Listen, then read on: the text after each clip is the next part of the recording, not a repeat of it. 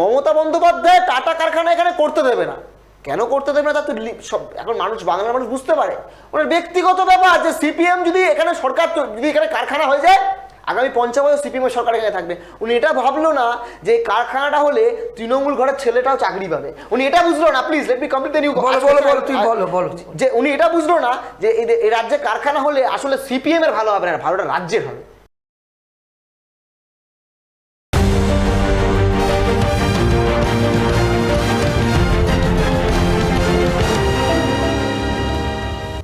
আমাদের প্রতিবাদ করা, আমাদের প্রত্যেকের প্রতিবাদ করা কিন্তু একটি গণতান্ত্রিক অধিকার। যে কোনো কিছু অন্যায় হলে, যে কোনো কিছু যেটা আমাদের পছন্দ নয়, যেটা অন্যায় হচ্ছে আমরা দেখতে পাচ্ছি, কিংবা এই যে কোনো ঘটনা ধরে নিন, সেই ঘটনার বিরুদ্ধে প্রতিবাদ কিন্তু আমরা প্রত্যেকে করতে পারি, সে অধিকার আমাদের আছে। এখন কথা হচ্ছে কোথায় প্রতিবাদ করছি, ঠিক জায়গায় প্রতিবাদ করছি, ঠিক জায়গায় কি ভয়েস আউট করছি, যে ইস্যুটা নিয়ে আমরা প্রতিবাদ করব, এটা কিন্তু খুব ইম্পর্টেন্ট একটা ব্যাপার। আমাদের প্রত্যেকে ভাবতে হবে যে প্রতিবাদ করার স্থান, সময় এবং জায়গা, স্থান জায়গা একই, সময় সঠিক হলো কি, এটা কিন্তু ইম্পর্টেন্ট।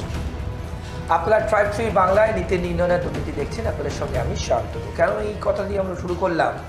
কারণ মুখ্যমন্ত্রীর সঙ্গে, মুখ্যমন্ত্রীকে যা করা হয়েছে, অর্থাৎ তার সাথে যা হয়েছে, আপনারা প্রত্যেকে দেখেছেন। অক্সফোর্ড ইউনিভার্সিটিতে তিনি যখন বক্তৃতা রাখছেন, তার বক্তব্য রাখছেন, একটা প্রেস্টিজিয়াস ইউনিভার্সিটি যেখানে তিনি গেছিলেন, আপনারা প্রত্যেকে দেখেছেন সেই ছবি। সেই সময় কিন্তু এসএফআই লন্ডন ইউনিট বিক্ষোভ দেখিয়েছে। তাদের প্রতিবাদ করার 100 বার অধিকার আছে। কিন্তু প্রশ্ন হচ্ছে, যেখানে একটি প্রশাসনিক প্রধান রিপ্রেজেন্ট করছে একটি স্টেটের চিফ মিনিস্টার হয়ে, মুখ্যমন্ত্রী হয়ে, সেখানে তিনি তার বক্তব্য রাখছেন, হতে পারে ঠিক বেঠিক, তার অনেক কোয়েশ্চেন মার্ক থাকতে পারে, কিন্তু যেভাবে প্রতিবাদ করা হয়েছে সেটা কি সমর্থনযোগ্য? It's that light platform? এটাই কিন্তু সবথেকে বড় প্রশ্ন।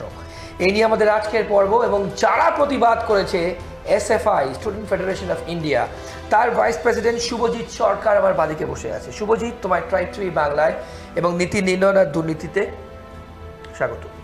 যেটা আমি প্রথমে তোমায় জিজ্ঞেস করবো, যে যেটা দিয়ে আমি শুরু করলাম, তুমি ছাত্র যখন ছিলে, এখন ছাত্র সংগঠনের সঙ্গে তুমি জড়িত, স্টেট ভাইস প্রেসিডেন্ট তুমি, মানে ওয়ান অফ দেম।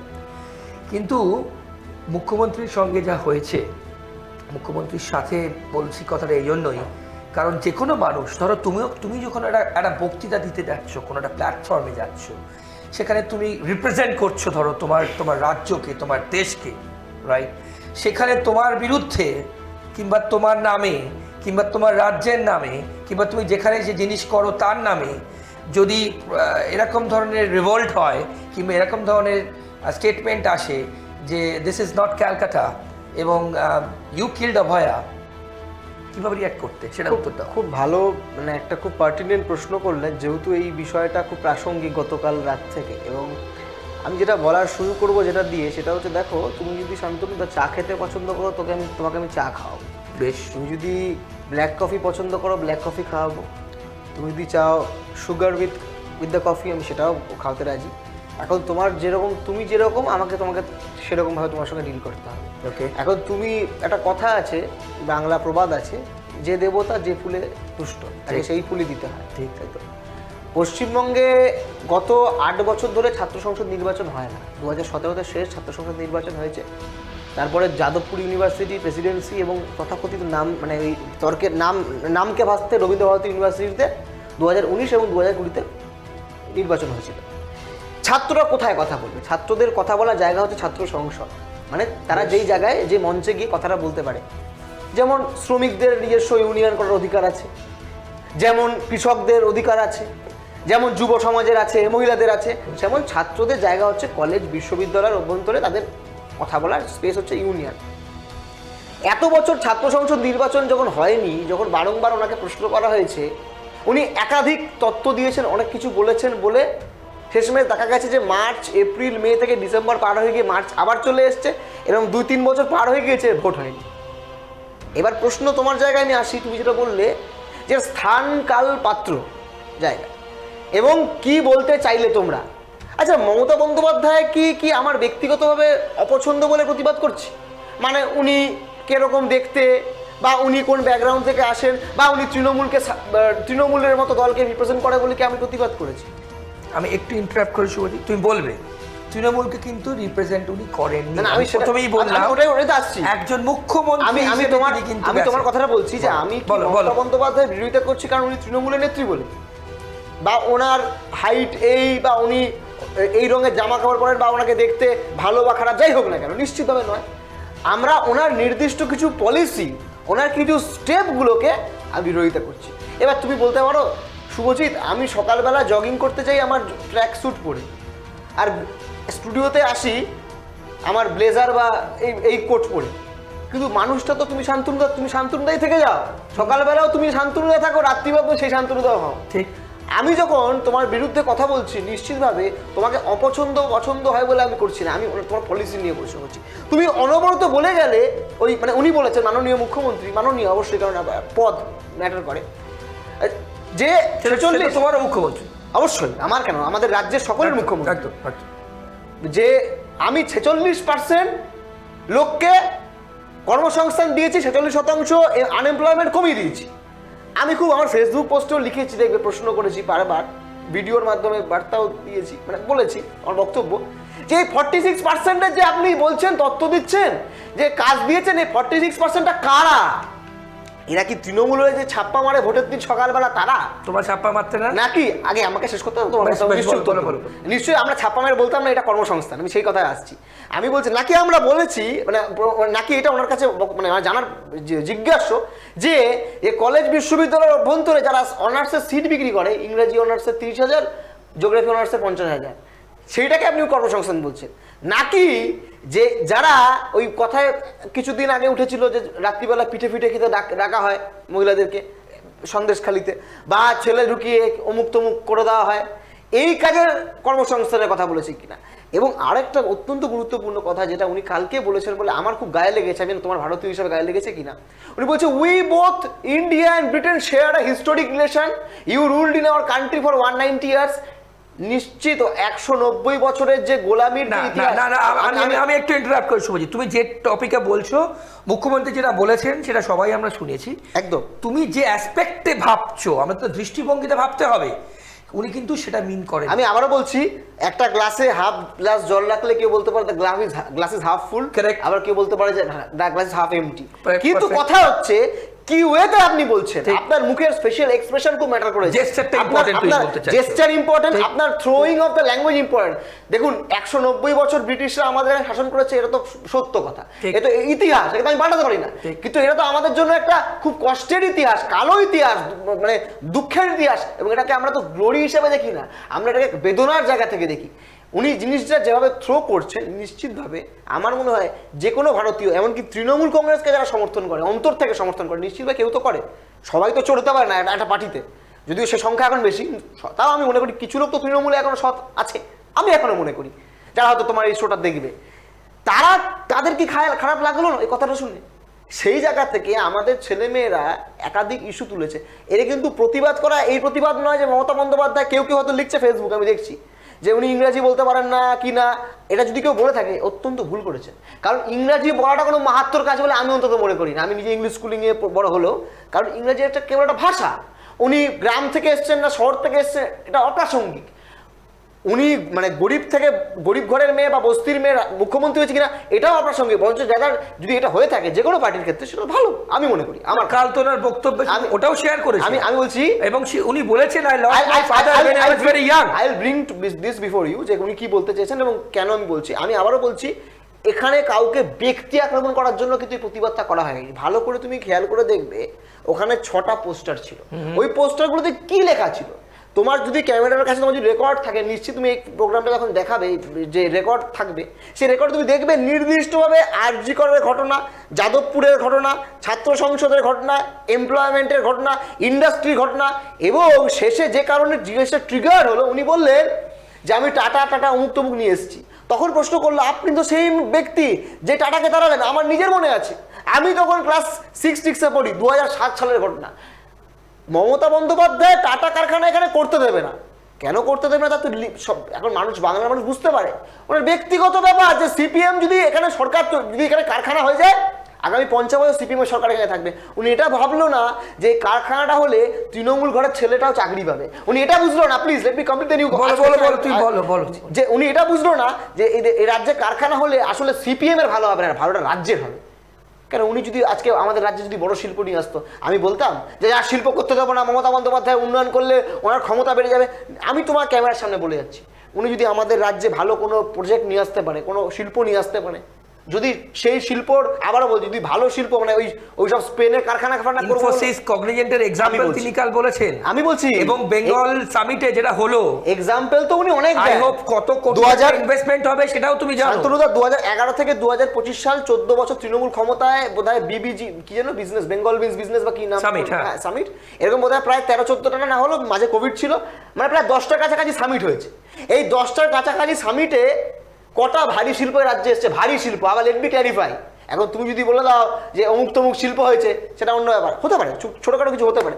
ভারী শিল্প কটা হলো যেখানে তথ্য দিয়ে উনি বলতে পারবেন এত শতাংশ ছেলেমেয়ে চাকরি পেয়েছে, এই জায়গার ছেলেমেয়ে চাকরি পেয়েছে। কারণ উনি তো বলেছিলেন 2011 সালে ক্ষমতায় এসে যে বছরে 2 লক্ষ করে বেকারের চাকরি দেবো। আজকে 2025 সাল, 14টা বছর পশ্চিমবঙ্গের মাটিতে বেকার যুবরা, 14 বছরে 28 লাখের চাকরি হওয়া হয়েছে। 28 লক্ষ কর্মসংস্থান কোথায় গেল? আজকে আমাদের ভাতৃপ্রতিম সংগঠন ডিওয়াইএফআই তারা উত্তরকন্যা অভিযান করছে। এই উত্তরকন্যা অভিযানে তুমি যদি ছবি দেখো, চিত্র দেখো, উত্তরকন্যা অভিযান করছে ডিওয়াইএফআই, রাজ্যের বেকার যুবদেরকে সংগঠিত করেছে। যদি রাজ্য সরকারের এই মানে জায়গা থেকে রাজ্য সরকার যদি মনে করতো যে আমি শিল্পায়ন করবো, আমি রাজ্যের যুবদেরকে রাখবো, তারা কি বলতো? ডিওয়াইএফআই আসছে আমাদের কাছে, আমরা ডেপুটেশন নেবো, আমরা বক্তব্য শুনবো, হ্যাঁ নিশ্চিত আমরা এই কাজটা করে দিতে আগামী দিনে এই কাজ করবো। বেশ, তাহলে ডিওয়াইএফআইকে তুমি বলতে পারতে যে ডিওয়াইএফআই এসে ভাই তোমরা গোলমাল পাকাচ্ছ, তোমাদের রাজনৈতিক অভিসন্ধি আছে। কিন্তু একটা প্রশ্ন কালকে মানে এটা প্রি প্ল্যান্ড বলছো, কালকে যা যা করা হয়েছে, আমি আবারও বলছি, উনি তো লন্ডনে গেছেন বোধহয় গতকাল না, তার 2-3 দিন আগে গেছেন। 2-3 দিন ধরে উনি যেসব কথা বলেছেন সবকিছু একটা লিমিট থাকে। দেখুন শান্তনুদা, এটা তো তৃণমূলের মিটিং নয়, তৃণমূলের মিটিং বা সিপিএম এর মিটিং। ধরুন আমি সিপিএম এর মিটিংয়ে ভাষণ দিচ্ছি ফর এক্সাম্পল, বা এসএফআই মিটিং ভাষণ দিচ্ছি, আমি যা ইচ্ছা বললাম, ধরুন আমার সমর্থক কর্মীটা হাততালি দিল, বা তৃণমূলের মিটিংয়ে তৃণমূলের লোকেরা হাততালি দিল। আমি একটু ইন্টারাপ্ট করি তোমার, আমি কাল শব্দটা বললাম, কাল নয়, ওই অনুষ্ঠান যখন আপনারা দেখবেন, মুখ্যমন্ত্রী কিন্তু জবে অক্সফোর্ডে এই ঘটনা ঘটেছে, সেদিনকার ঘটনা। বলো। হ্যাঁ কি বললেন? না অন্য কথা। আচ্ছা না, আমি বলছি যে এই যে মানে ধরো আমি আমার রাজনৈতিক দলের কর্মীদের সামনে যখন কোনো কথা বলবো, আমি যা ইচ্ছা কিছু বললাম, তারা আমার হাততালি দিল।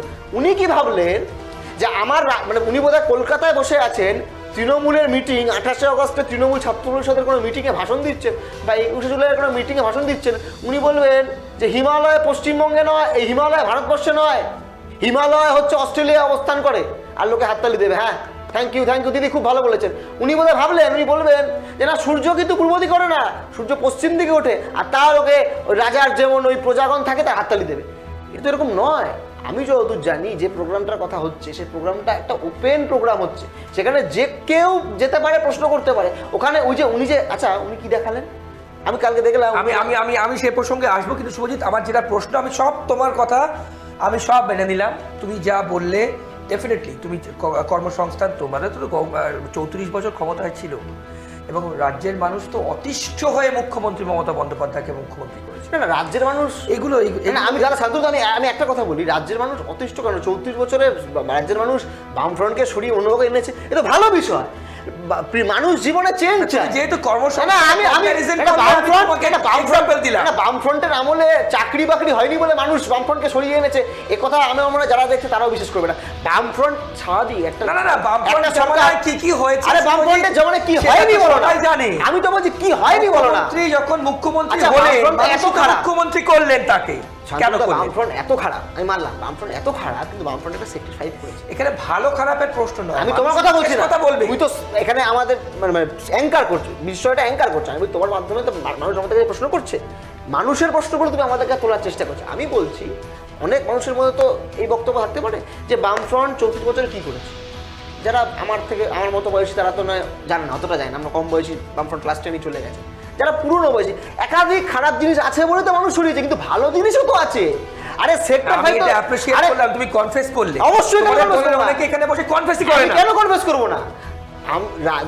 সংসদীয় গণতন্ত্রে তো তোমার পরিবর্তন হবে, সরকার পাল্টাবে, এটাই স্বাভাবিক, এটাই তো হেলদি। আমার কথা হচ্ছে তার জন্য তো গণতান্ত্রিক প্রক্রিয়া চাই। ঠিক, আমার মতে 2011-র পরে যে সব নির্বাচনে তৃণমূল ছাপ্পা মেরে ভোটে দিচ্ছে সেটা আমি বলছি না, কিন্তু তোমাদের থেকে তো শেখা, যদি আমি অনেকে বলছি, তাই বলে। আমাদের থেকে যদি শেখা তাই হয়ে থাকে শান্তনুদা, আমাদের থেকে যদি তৃণমূল ছাপ্পা মারতে শিখতে থাকে, তোমাদের তাহলে লোকই তো আজকে তৃণমূলে, তাহলে বিজেপির লোকজন তো তাই বলছে। তাহলে সিপিএম হয়তো ছাপ্পা মারতে জানতো না। আর কেন বলছে জানতো না? কারণ বাম আমলেও আমি যদি খালি রাজ্যের কলেজ বিশ্ববিদ্যালয়ের খতিয়ান দিই, 450 কলেজের মধ্যে প্রায় 100 থেকে 120টা কলেজে তৃণমূল ছাত্র পরিষদ জিএসও বা অন্য কোনো দল তারা ইউনিয়ন চাল করছে। সেটা তো ছাত্র রাজনীতির কথা, এখন সেটা তো তুলে দিয়েছে, সেই প্রসঙ্গে আমি আসবো তোমার কাছে।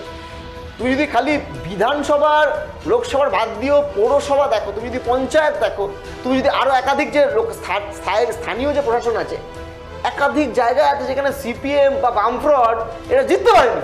আমি তোমাকে বলছি, আমি যে অঞ্চলে থাকি গড়িয়া বোড়াল অঞ্চল, আমার পার্শ্ববর্তী অঞ্চলে একটা পঞ্চায়েত, তার নাম হচ্ছে বনগুলি 2 পঞ্চায়েত।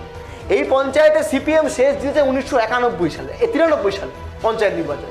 93 হলো, 98 হলো, সেই ভয়াবহতার নাকি 2003-এর নির্বাচনের গল্প মানে ফাঁদা হয়, সেই 3-এর নির্বাচন আছে।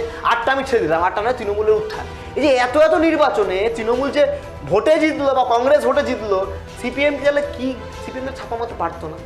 হয় তোমার কথা অনুযায়ী যদি ইফ ইউ অ্যান্ডি জাস্ট যে আমরা ছাপ্পাবাজি করতাম, ছাপ্পাবাজি করতে পারতাম না বলে বোধহয় এত জায়গায় তৃণমূল বা বিজেপি মানুষের মনে এই প্রশ্ন, শুভজিৎ, যে আগে যা ছিল এখন হয়তো সেইগুলোই হচ্ছে। তাহলে আগে কি আপনি দেখেছেন? আগে না, সেটা তো দেখো, মানুষ তো মানতে হবে, মানুষ তো তার অভিজ্ঞতা থেকে এবং তার ক্ষোভ বিক্ষোভ থেকে অনেক প্রশ্ন করে। মানুষ আগে দেখতো প্রতি বছর এসএসসি সিএসসি বা একাধিক যে সরকারি পদে নিয়োগ হতো, মানুষ দেখতো যে শিল্প হতো, অল্প অল্প করে হতো। মানুষ কি ভেবেছিল? মানুষ ভেবেছিল তৃণমূল আসলে বোধহয় 6 মাসে নিয়োগ হবে, বছরে একবারের জায়গায় হয়তো 6 মাস করে নিয়োগ হবে। এখন থেকে 6 বছর কেটে যাচ্ছে নিয়োগ। আচ্ছা, আমাদের মেইন টপিক যেটা ছিল, আমি যেটা তোমার জিজ্ঞেস করছিলাম যে নিশ্চয়ই তোমাদের যা যা তুমি বললে, মুখ্যমন্ত্রী যে তথ্য দিয়েছেন তোমরা তার থেকে ডিফার করো। না, আমি ডিফার করি না, এসএফআই বললাম এই জন্য, যেহেতু এসএফআই কালকে প্রোটেস্ট করেছে সেই জন্য আমি এসএফআই তোমরা বললাম কথাটা, হ্যাঁ, অন্য সেন্সে বলিনি। না, বুঝেছি। তোমরা মানে তোমার দলকে মিন করলাম, তুমি তার ভাইস প্রেসিডেন্ট এখানে। হ্যাঁ, বল। এবার আমার প্রশ্ন যে এই যেভাবে প্রোটেস্ট হয়েছে, প্ল্যাকার্ড নিয়ে যেরকম বললাম, তোমার কি মনে হয়, একদম আনবায়াসলি বলবে, তোমার কি মনে হয় যে সে, আমি কেন বললাম, সে কিন্তু তোমার মুখ্যমন্ত্রী, আমার মুখ্যমন্ত্রী, তোমার মুখ্যমন্ত্রী, মানুষজন সবার মুখ্যমন্ত্রী কিন্তু মমতা বন্দ্যোপাধ্যায়। কালকে যেখানে যে জিনিসটা হয়েছে সেটা রাইট প্লেস। বুদ্ধদেব ভট্টাচার্য কি আপনার রাজ্যের মুখ্যমন্ত্রী ছিলেন না? হ্যাঁ, অবশ্যই ছিলেন। সেটা কি রাইট প্লেস? সেটা উত্তরটা আগে আমাকে পৃথিবীতে সবকিছু ইয়েস আর নো উত্তর হয় বলে আমি অন্তত মনে করি না, বাইনারিতে উত্তর হয় বলে আমরা সমাজ বিজ্ঞান করছি। ইদার ইয়েস কিংবা নো। না, আমি ইয়েস হলে হ্যাঁ, না বলে আমি মনে করি হ্যাঁ, অবশ্যই হ্যাঁ, মানে এটা রাইট প্লেস, একদম রাইট প্লেস। আমি প্রথমে শুরুতেই তো একটা কথা বললাম যে দেবতা যে ফুলে তুষ্ট হয় তাকে সেই ফুলে উত্তর দিতে হয়, মানে তাকে পুজো করতে হয়। সেরকম যে যেমন তাকে তেমন উত্তর দিতে হয়। রাজ্যের মুখ্যমন্ত্রী বুদ্ধদেব ভট্টাচার্য যখন এই রাজ্যের মুখ্যমন্ত্রী, তিনি তখন নিশ্চয়ই তৃণমূলের মুখ্যমন্ত্রী ছিলেন, কংগ্রেসের মুখ্যমন্ত্রী ছিলেন, বিজেপিরও মুখ্যমন্ত্রী ছিলেন। যে সিপিএমকে সকাল থেকে বিকেল গালে দিত তারও মুখ্যমন্ত্রী, আবার সিপিএমের লোকদের মুখ্যমন্ত্রী। সে বুদ্ধদেব ভট্টাচার্যের ছবি নিয়ে কি করা হয়েছিল মনে নেই? সে বুদ্ধদেব ভট্টাচার্যের রক্ত পড়ছে দাঁত দিয়ে, এই ছবি। বুদ্ধদেব ভট্টাচার্য তখন রাজ্যের মুখ্যমন্ত্রী। এই পেটোয়া কিছু তথাকথিত বুদ্ধিজীবী অংশের মানুষ তারা ওকে কি ভাষায় গালাগালি করেছিল, গালমন্দ করেছিল মনে নেই? আমরা তো ভালো, আমরা তো সভ্য, আমরা তো রাজনীতি, আমরা তো গণতন্ত্র বিশ্বাস করি বলে মমতা বন্দ্যোপাধ্যায় খালি প্ল্যাকার্ড দেখানো হয়েছে। মমতা বন্দ্যোপাধ্যায়কে এসএফআই ভূত তাড়া করছে। উনি ভেবেছিলেন পশ্চিমবঙ্গে রাজনীতি বন্ধ করে দেবো, ছাত্র সংসদ, এসএফআই উঠে যাবে। সম্মানটা থাকলো, অবশ্যই থাকবে। উনি যা বলছেন সে সম্মান থাকছে নাকি? মুখ্যমন্ত্রী মমতা বন্দ্যোপাধ্যায় যে কথাগুলো বলছে, যেখানে যে সমস্ত সিটিজেনস বসে প্রত্যেকেই তো দেখানি কোনো সিটিজেন, আমি তো দেখিনি, আমি ভিডিও দেখিনি, অন্তত যে ভিডিও তৃণমূল দেখিয়েছে সেখানে যারা কাল ছিল, যে ডেলিগেট গেছিল, আমি বলছি ওখানে সিটিজেন থাকতে পারে, জানি না, যতদূর ভিডিও আমাদের সামনে বাংলার সম্মানটা থাকে। বাংলার সম্মান তো উনি নষ্ট করেছেন। গত 14 বছরে বাংলার সম্মান যে মুখ্যমন্ত্রী নষ্ট করেছে, এখন আপনি দোষ দিচ্ছেন এসএফআইকে। আচ্ছা বাবা, এই সেম জিনিসটা মানে আমি আবারও বলছি, প্রতিবাদ ধরুন, কালকে যদি ওখানে কোনো ধরনের ভায়োলেন্ট কিছু হতো, আমি এখানে অন্য কথা বলতাম। ওখানে যে প্রতিবাদ হয়েছে, প্রতিবাদে আপনি নিজে দেখেছেন শান্তনুদা, ওখানে শান্তিপূর্ণ প্রতিবাদ, কিছু ব্যানার কিছু নিয়ে ছেলে শান্তিপূর্ণ উত্তর দিয়েছেন। শান্তিপূর্ণ, হ্যাঁ। মুখ্যমন্ত্রী কি করবেন? মুখ্যমন্ত্রী শান্তিপূর্ণ উত্তর না দিয়ে কি করবেন? না, এটা আমি কেন বললাম, আমি কেন বললাম, তৃণমূলের লোকজন বলছে প্রি প্ল্যান ছিল, যাতে মুখ্যমন্ত্রী এক্সাইটেড হয়ে গিয়ে মাথা গরম করে হয়তো কিছু হটচকিত করে ফেলেন। শুনুন, এটা হচ্ছে এটা পাতা ফাঁদ টাইপের ছিল বলছে তারা। বলছি পাতা ফাঁদ ফাঁদের ব্যাপার নেই, চোরের মন বোচকার দিকে বোঝেন, যারা ফাঁদ পেতে পেতে যারা মানে মৃত লিভার খারাপ হওয়ার জন্য মরে যাওয়া লোককে বলে যে পুলিশ গুলি করে মেরেছে, 1990-এর দশকে যখন নাকি ওই রাইটার্স অভিযানের কথা বলছি, সেই সময় যারা লাশ নিয়ে এসে রাজনীতি করে, ধর্ষণ আদতে হয়েছে কি হয়নি আমি আবার বলছি, ধর্ষণ হওয়ার নিয়ে প্রশ্ন তুলছি না, সেই নিয়ে সাজানোর লোকজন সাজিয়ে নিয়ে যারা আসতো তাদের মনে তো চোরের মতো বোচকার দিকে থাকে, তারা হবে ফাঁদ পাচ্ছে এসে ভাই, ওটা ফাঁদ পাতার এখানে ব্যাপার নেই।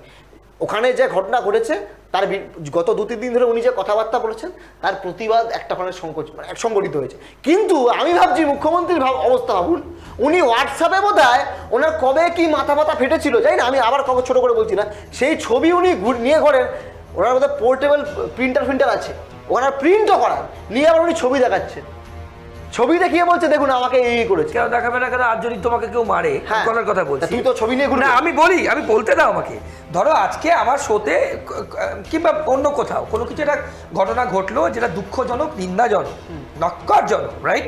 তো সেটা তো আমার তো আয়করে থাকবে সেটা। মুখ্যমন্ত্রীকে মারা বা মুখ্যমন্ত্রীর এই ঘটনা তোমরাই তো করেছিলে। আমি 1 মিনিট, আপনি রাইটার্স বিল্ডিং যারা দেখাচ্ছে তাদের কাছে দেখাবো না, এটা আমার সাথে হচ্ছে। আপনি জানেন রাইটার্স বিল্ডিং, আপনি এখন তো রাইটার্স নিয়ে নবান্ন, আপনি নবান্ন জানেন, আপনি নবান্ন দখল করতে চলে যাবেন, আপনাকে কি ফুলমালা দিয়ে আপ্যায়ন করবে? আমরা তো স্বাভাবিক, আমি তো বলছি আমার দলও যদি যায়, আজকে আপনি ভোটে জিততে পারবেন না বলে নবান্ন দখল করতে যাবেন, আমরা যদি করি দখল করতে যাই, আমরা বলছি ডেপুটেশন দেওয়াটা অন্য জিনিস, তাহলে আমাদের সঙ্গে তো আপনি একটা জায়গায় নির্বাচিত সরকারকে অন্য কায়দায় ভিন্ন কায়দায় ফেলে দেওয়ার চেষ্টা করবেন, যার জন্য আপনার তৎকালীন নেতা কংগ্রেসের গনি খান চৌধুরী অব্দি আপনাকে নিন্দায় স্টেটমেন্ট দিয়েছিল, সেই রেকর্ড তো আপনার তোমাকে থাকার কথা।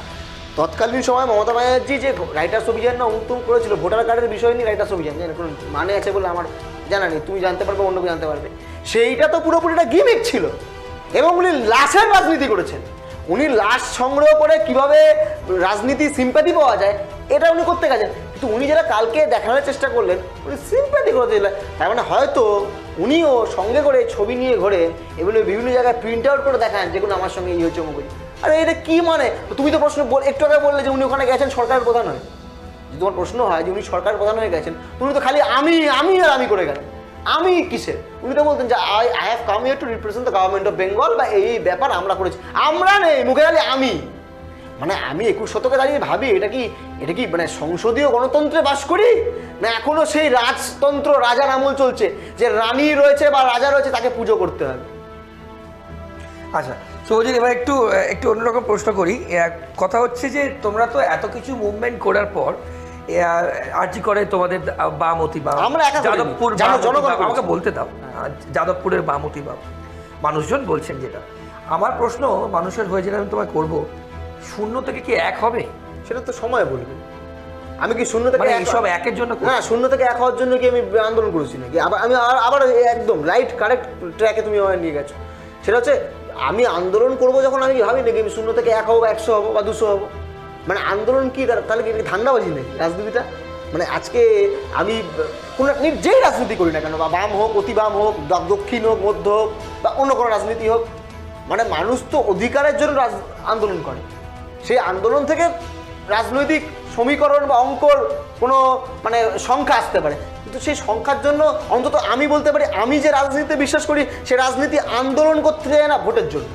ভোট অবশ্যই একটা সংসদীয় গণতন্ত্র অন্যতম প্রসেস, আন্দোলন করতে যায় মানুষের অধিকারের জন্য, অন্যায় হতার প্রতিবাদ করার জন্য। বেশ, আমাদের সময় শেষ প্রশ্ন করব। বাংলার মানুষ কিন্তু অনুষ্ঠান দেখবেন এবং এসএফআই লন্ডন ইউনিট করেছে, তুমি তার ইউকে ইউনিট করেছে, তা তুমি বেঙ্গলের state vice president, one of them. তোমার কাছে আমার একটাই লাস্ট প্রশ্ন, যে ঘটনা ঘটেছে, যে প্রোটেস্ট করেছে তোমার সংগঠন যেখানে করেছে, সব থেকে বড় কথা বাংলার মানুষের কাছে কি উত্তর দেবে? ঠিক করেছে না ভুল? আমি তো ফেসবুকে দেখলাম যারা বাংলার মানুষ অনেকে সিপিএমকে সমর্থন করে না এমন লোকও লিখছে যে ছেলেমেয়েরা যা করেছে বেশ করেছে, ও ভাবছে যে যেখানে সেখানে সব জায়গায় গণতন্ত্রকে উধাও করে দেবে, তো এখন যেখানে মানুষ স্পেস পাবে সেখানে প্রতিবাদ করবে। যদি পশ্চিমবঙ্গে গণতন্ত্র থাকতো পশ্চিমবঙ্গের প্রতিবাদ হতো, পশ্চিমবঙ্গে স্পেস নেই, গণতন্ত্র নেই, তাই প্রতিবাদ বাইরে গিয়ে করতে হচ্ছে ছেলেমেয়েদের। আর এসএফআই তো আর কোনো লোকাল পাড়ার অর্গানাইজেশন নয় যে খালি পশ্চিমবঙ্গে বা কালীঘাটে বা কোনো জেলার মধ্যে আছে, এটা ভারতের বাইরেও এক্সিস্ট করার মতো একটা অর্গানাইজেশন। বেশ শুভজিৎ, অনেক ধন্যবাদ এবং তোমার সময়ের জন্য। আগামী অনুষ্ঠানেও কিন্তু তোমাকে আসতে হবে, এখন থেকে আমন্ত্রণ জানালাম। আপনাদের প্রত্যেককে অসংখ্য ধন্যবাদ। এবং লন্ডনে যা হয়েছে, অক্সফোর্ড ইউনিভার্সিটিতে যা হয়েছে আপনারা দেখেছেন, এবং যারা করেছে, যেখানকার সংগঠন অর্থাৎ এসএফআই ইউকে ইউনিট করেছে, এবং তা আমাদের বাংলার স্টেট ভাইস প্রেসিডেন্টকে আমরা আপনাদের সামনে নিয়ে এলাম আজকে, এবং ব্যাখ্যা করলাম, আপনাদের সামনে ব্যাখ্যা তুলে ধরলাম, তিনি ব্যাখ্যা করলেন যে ঘটনা কী ঘটেছিল এবং তাদের কী ডিমান্ড, এবং সবথেকে বড় কথা যে সঠিক কাজ কী, বাকিটা আপনাদের চয়েস, আপনাদের ডিসিশন, আপনাদের সুচিন্তিত মতামত। আজকের পর্ব এ পর্যন্তই। অন্যান্য সব খবরের জন্য দেখতে থাকুন ট্রাইব টিভি বাংলা। ভালো থাকবেন, নমস্কার।